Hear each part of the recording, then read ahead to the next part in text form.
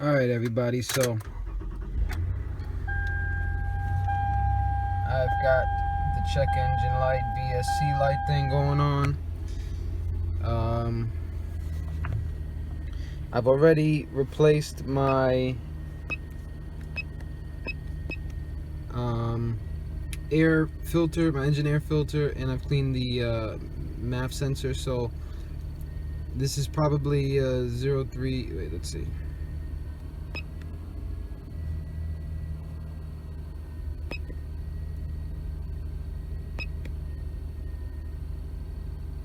Yeah, 0430. So it's the same code. I'm going to replace the PCV valve and see if it doesn't reset itself and fix itself.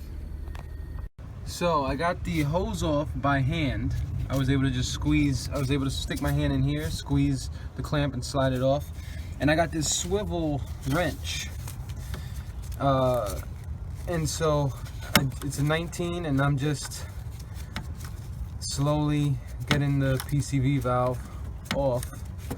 And then the new one just goes back in place. It's really not all that hard. Just take your time. Make sure you have the right tools. I wouldn't try this without a 19mm swivel. Here's the old PCV valve. Shakes a little bit. Here's the new one.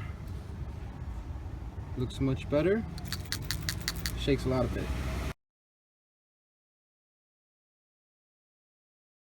So there it is. The new PCV valve is all in.